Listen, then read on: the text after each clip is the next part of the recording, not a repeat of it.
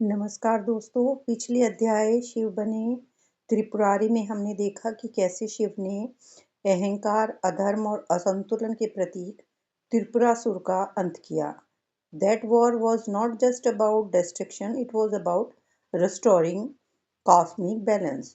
लेकिन हर युद्ध के बाद, हर विजय के बाद एक नई परीक्षा जन्म लेती है और वहीं से शुरू होती है अंधक और पार्वती की कथा, जहाँ युद्ध नहीं बल्कि भ्रम, वासना और अज्ञान सबसे बड़े शत्रु बनकर सामने आते हैं। इस चैप्टर की समरी कुछ इस तरह से है। अंधक जो था वो असुर हिरण्याक्ष का पुत्र था, जो जन्म से अंधा था। लेकिन उसकी अंधता सिर्फ आंखों की नहीं थी, वो बुद्धि और विवेक की भी वजह से अंधा था। तपस्या से उसे वरदान मिला कि वह तब तक अजय रहेगा जब तक वह किसी माता समान स्त्री पर कुदृष्टि न डाले। लेकिन शक्ति जब विवेक से बड़ी हो जाए तो वह शक्ति विनाश का कारण बनती है। जब अंधक ने पार्वती को देखा तो उसने उन्हें अपनी पत्नी मान लिया और उसे यही भ्रम था कि जो सुंदर है, शक्तिशाली है, वह उसकी होनी चाहिए। पार्वती हियर रिप्रेजेंट्स शक्ति विद डिग्निटी। वह केवल सौंदर्य नहीं बल्कि चेतना और मर्यादा की प्रतीक है। शिव समझाते हैं, उसको चेतावनी देते हैं, लेकिन अंधक अपने अहंकार में अंधा बना रहता है। यही अज्ञान उसे आत्म विनाश की ओर ले जाता है। तो कहानी शुरू करते हैं। अंधक और पार्वती। कैलाश से निकलते प्रकाश में सूर्य भी चौंधिया गया था। उस प्रकाश ने पर्वत को ऐसी गर्माहट से भर दिया था कि वहां फूल खिलने लगे और फल पक गए। कैलाश पर जमी बर्फ भी श्वेताग्नि सी चमक रही थी। सूर्य को पता था कि वह प्रकाश उसका नहीं है, अपितु उसका स्रोत कैलाश पर विराजमान भगवान शिव थे। उनके रोम रोम से निकलते प्रकाश के संपर्क में आने वाली हर वस्तु सुशोभित हो रही थी। वह महादेव की आभा थी। यह दृश्य पार्वती को भी मंत्रमुग्ध कर रहा था। प्रकाश चारों ओर उपस्थित तत्वों में मिल गया। पार्वती उस प्रकाश को अपना अंश बना लेना चाहती थी। वे दबे पांव अपने स्वामी के पास गई और हंसकर हथेलियों से उनकी आंखों को ढक लिया। अंधकार, अब चारों ओर अंधकार था। क्या शिव के नेत्र ही ब्रह्मांड को प्रकाशित कर रहे थे? क्या पार्वती की उंगलियां उस पवित्र स्रोत के मार्ग में बाधा बन गई थी? पार्वती ने हाथ पीछे खींच लिए, किंतु महादेव के नेत्रों के स्पर्श से उनके हाथों पर पसीना आ गया था। पसीने की एक बूंद जमीन पर गिरी तो कैलाश पर भीषण गर्जना सुनाई दी। पसीने की बूंद उबल रही थी और निषेचित अंडे की तरह उसका आकार बढ़ रहा था। यह देखकर पार्वती स्तब्ध रह गई कि उस बूंद से एक बालक का जन्म हो गया। वह काला और अंधा था। पार्वती चिल्लाई, यह कैसा प्राणी है?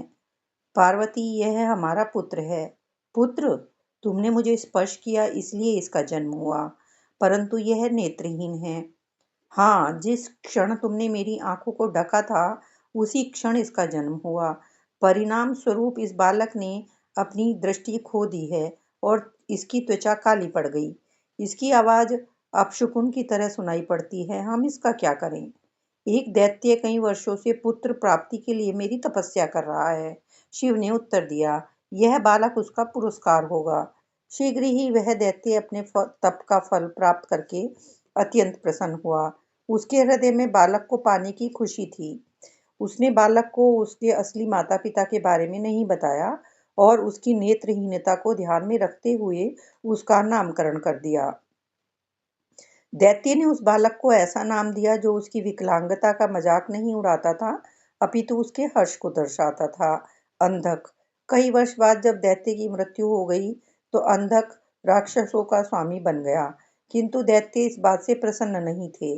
उनकी अप्रसन्नता का कारण केवल यह नहीं था कि वह राजा नेत्रहीन था, अपितु वे इसलिए भी अप्रसन्न थे क्योंकि वह उनके जैसा नहीं था। उसका स्वभाव राक्षसी न होकर दैवीय था, क्योंकि वह पार्वती के जल और शिव की अग्नि से उत्पन्न हुआ था। पिछले दैत्य ने दैत्यों को आदेश दिया कि वे अंधक के वास्तविक माता पिता के बारे में उसे कभी न बताएं। इसीलिए सबने अपना क्रोध दबा लिया। उनका इस बात पर ध्यान नहीं गया कि अंधक यद्यपि अनुवांशिक रूप से उनसे भिन्न था, फिर भी दैत्य के उपदेश ने उसे भ्रष्ट कर दिया था। अब प्रहलाद भी उनके सिंहासन की मांग करने लगा था, जिसके चलते परिस्थितियां और जटिल हो गई थी। राक्षस मार्ग से भटक गए हैं अंधक, प्रहलाद ने चेतावनी दी। उनकी आत्मा को भक्ति के मार्ग पर वापस लाना चाहिए। यदि तुम ऐसा कर सकते हो तो उन्हें वापस लाने वाली डोर बहुत दुर्बल होगी। वे तुम्हें अस्वीकार करते हैं।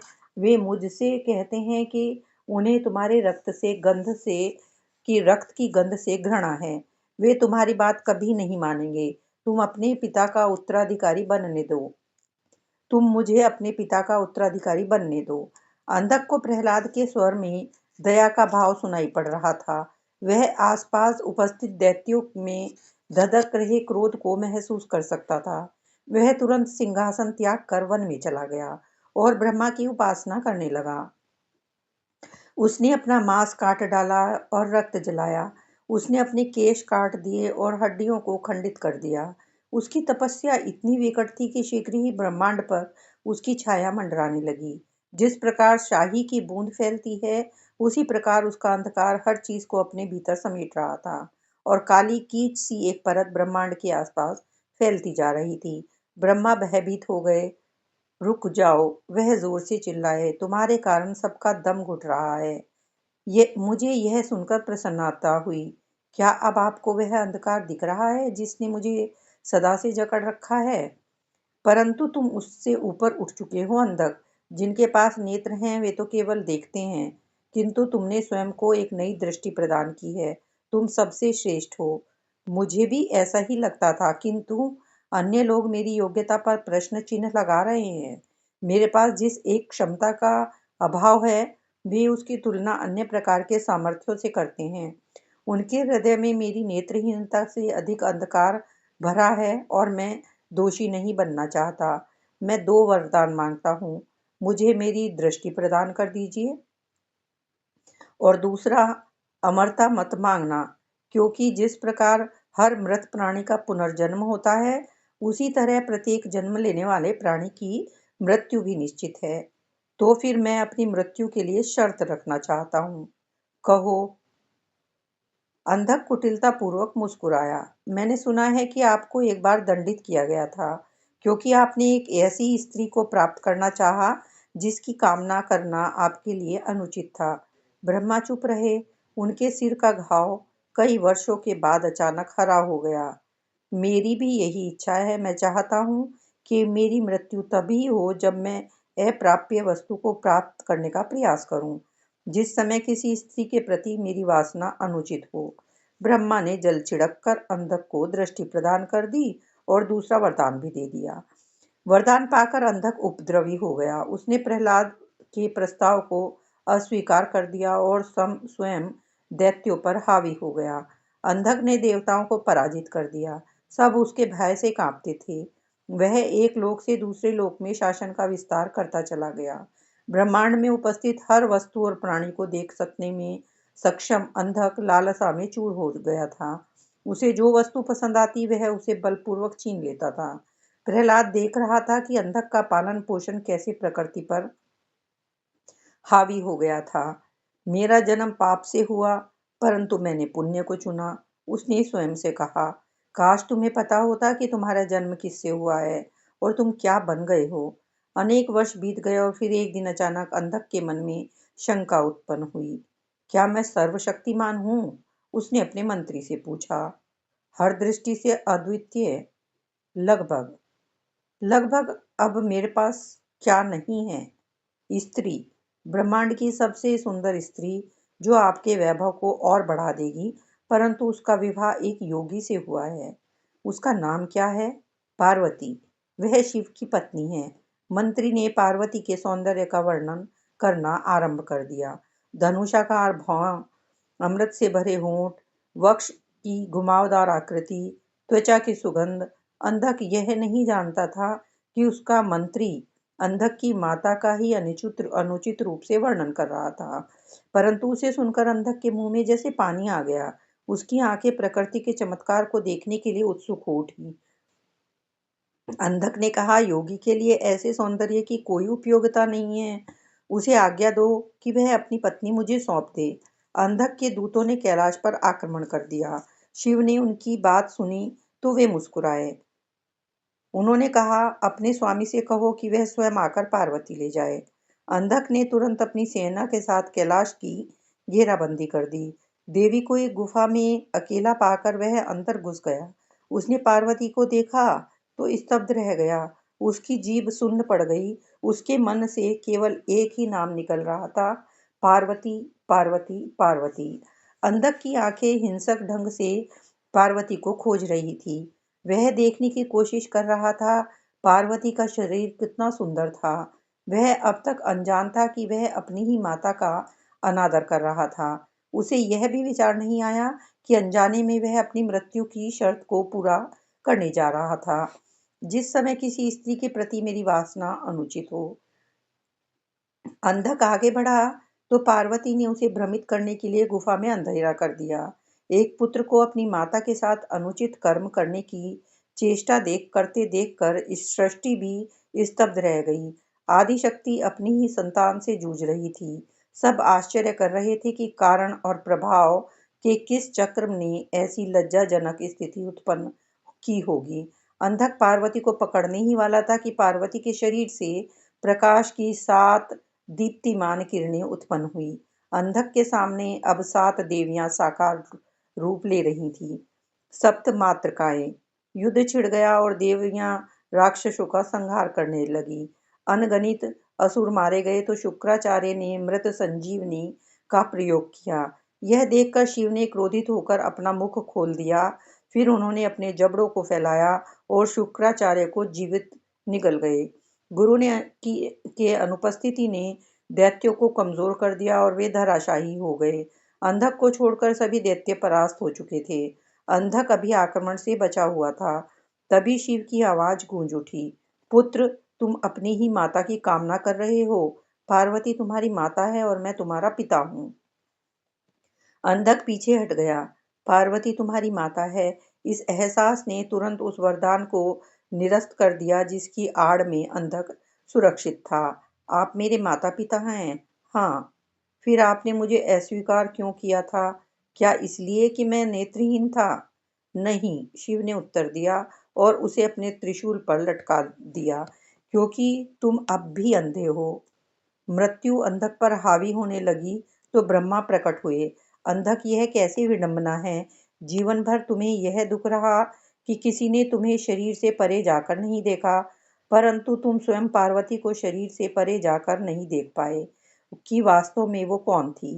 तुमने अपनी ही माता को पाने की कामना की। इसी तरह मेरे भीतर भी अपनी पुत्री को पाने की लालसा उठी थी। हम दोनों को महादेव के क्रोध का सामना करना पड़ा।